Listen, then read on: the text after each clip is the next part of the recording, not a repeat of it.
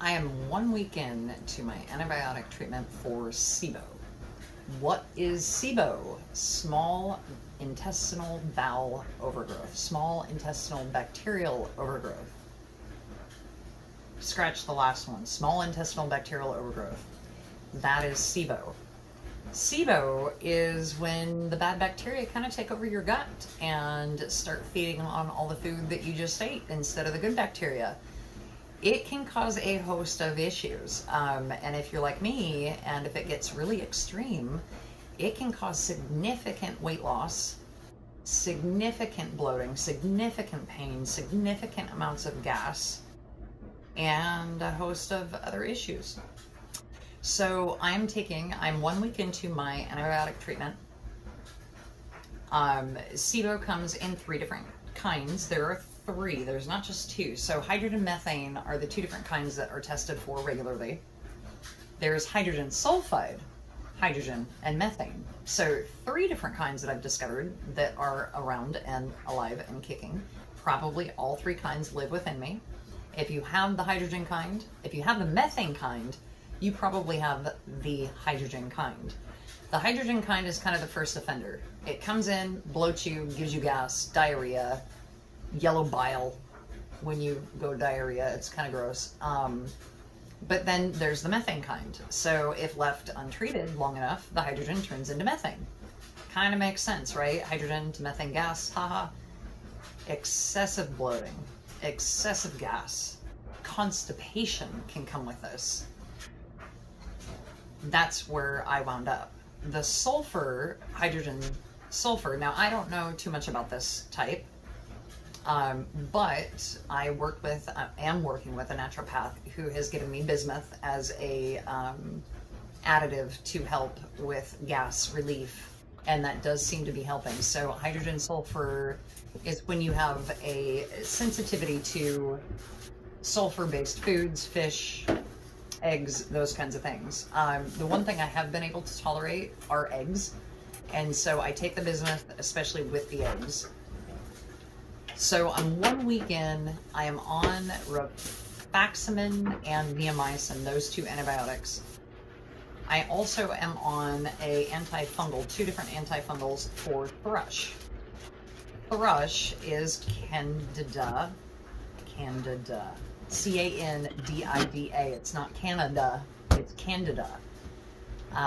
It's something I can hardly even pronounce, but yet I've got it. So thrush is a yeast infection in your throat. I probably have it in my gut too, so I'm on the 2 antifungals, one for the gut, one for the throat. That came on probably because of the treatment for the Sibo, or it was already always there, and we just didn't catch it. Yeah, one or the other. I started this on Monday as well as the antibiotic. This is the elemental diet. This is an all liquid diet, powder formula mix that is high in calories, good in fat, good in all that good stuff, but really high in sugar. It is meant to be absorbed by the upper gut and not the lower gut, so it gives your lower gut a rest. It is for Sibo, for Crohn's, for any kind of an inflammatory issue that's going on in your bowel. It worked great for a week until I got thrush. So I am slowly unincorporating this out of my diet and incorporating regular food. 1 week in, I was told I would see, and not 1 week in, they just said in a couple of days or in a week or however long it takes for the antibiotics to take effect, you will see die-off. Die-off is an exacerbation of exacerbation. That doesn't sound right. Exacerbation of your issues. So more gas, more bloating, more diarrhea, and in my case, constipation. So I'm on all sorts of meds to like keep that from happening, especially on a liquid diet, right? How bad would that be? And on Saturday and Sunday night, I had way more gas, way more bloating. Sunday night, I couldn't even get off the toilet. 1 o'clock in the morning until 5 o'clock in the morning, I was on the toilet hugging that thing for my dear life, because it was just bile after bile after bile after bile. Everything, I swear, My colon could not be cleaner. If they wanted to do a colonoscopy or anything, then that would be the perfect day to do it. We wound up in the ER on Monday because it was so bad. We had my electrolytes checked and all that good stuff. I decided to stay home instead of getting admitted, because they told me if I get admitted, it would be 3 to 4 days to CGI.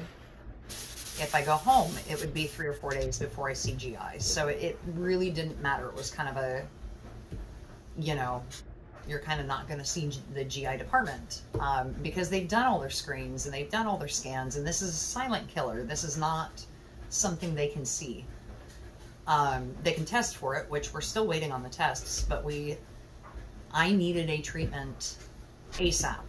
It was so much better to treat me than it was to not do anything at all, because I had lost 25 pounds in this whole thing in a period of 3 months. And I don't have that weight to lose. I'm 5'8", right now 115, not a healthy weight for me. Yeah, and now on some heavy duty meds, so hopefully my heart can withstand and handle all this. All right, so that's my story in a snippet, and I did actually make some like notes, and that way I know I'm making sure I'm on track, because I'm a little still foggy-headed and wacky. Die-off is real, so if that's what I experienced Saturday, Sunday, and I'm hoping and praying I don't have to do that again, if I don't experience that again, die-off is a real thing. Do I know when it'll happen for you? Have no idea. Could be 2 days into treatment, could be a week into treatment, could be a month. I spoke with a friend who didn't have the die-off until like 2 weeks into the antibiotics. That would really suck. I am noticing a smaller amount of air bubbles being made in my stomach. So literally when I would lie there, I would hear this all over in my lower intestine. Not in my colon, in my intestines. So belly button spread out all the way around there. Gastroparesis is something that sets in with Sibo, and it can set in at any time. It can set in even when you don't have weight loss. It means that your gut has come to kind of a slow-mo roll. It is not working the way it should. Gastroparesis is the most debilitating thing about Sibo. You can get stuck air in your stomach. You can get stuck food in your stomach. You can get an ileus. I actually wound up in the ER with an ileus a couple of weeks ago, because my stomach was literally stuck and collecting air around the loops. So the gastroparesis is a real thing, and you definitely want to stay on top of that and make sure that you keep your stomach moving when you have Sibo, whether it be through eating smaller amounts so that your stomach's constantly, you know, having to move something, or through exercise, or through something. But if you've got it so bad where, like me, you've lost a significant amount of weight, you have the Sibo on top of the Cándida, it's extra slow, going to a liquid diet's very helpful, because it gives your stomach a definite rest, and it also allows it to like swish the stuff out of there sooner.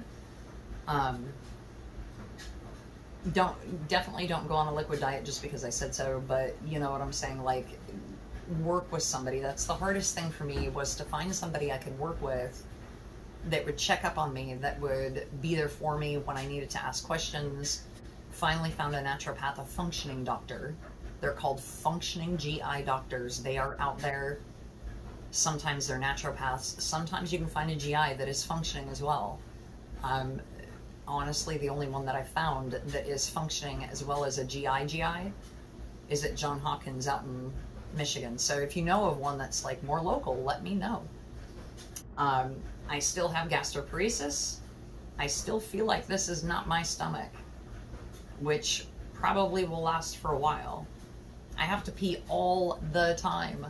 So the sulfur, hydrogen sulfur, from what my GI doc, my functioning doctor, said, she's only read about it. She hasn't really dealt with too many patients, me and another one, where UTIs are just indicative of that Sibo, like you will have a UTI. Well, I had 2 UTIs right before I started on my antibiotics for the Sibo. There you go. She said it also is connected to the bladder, like somehow there's always this need or urgency to urinate. It will die down in time, hopefully. It will become less sensitive, I'm hoping. So I still have stomach pain. I still get stuck gas. I still have to take magnesium at night just to have a bowel movement. And I also take Motegrity to force my colon to work. So 3 days into the antifungals for thrush, I still get really bad dry mouth from the yeast thing, which reminds me I've got to take another lozenge actually right after I film this. I still have a sore throat, especially if I talk too much. So this is probably one-of-one videos that I'll do today. My treatment, if you watched my other videos, and I hope that you will go back and watch the other videos, because this is, my Sibo got way out of control. If this is what this is, if it's just Sibo, this got way out of control. So if I did not get treatment when I did, I would probably be either NG tube fed, which would blow my stomach up and cause more issues, or, and may not, because they may have put me on a diet that, you know, was breaking up in my small intestine instead of my large. But I wouldn't be here. I've lost so much weight and lost so much muscle mass and lost so much everything on top of the heavy duty drugs they've got to, you know, the antibiotics and the antifungals and all this. I don't know if my body could have handled taking it any longer. So it got out of control. I was treated for Sibo back in November and I felt a little better, but the antibiotic was not enough. It was not the mix that I'm on right now. It was for a shorter period of time. And at the time, I had no idea what Sibo was. Neither, you know, my other doctors kind of did. And that's one thing that I really want people to be aware of, that this exists. It's not, this is not IBS. My GI that I have refused to see now, that I will no longer see, that I'm getting referred away from, kept saying this was IBS, this is IBS, this is IBS. The physical manifestations of IBS versus what I had were not connecting. There's no way that somebody diagnosed with EPI, which means that I have diarrhea all the time because my pancreas is not making the enzymes to break down food, would go from diarrhea for 15 years to constipation so bad that multiple laxatives wouldn't take care of it. Something is wrong. So if you know that something's wrong in your gut, talk to your doctor, be your own advocate, make sure that you're giving them all the information they need, and start doing research. All right, so that's it for me today. I'm hoping that there's nothing but up from here. We shall see.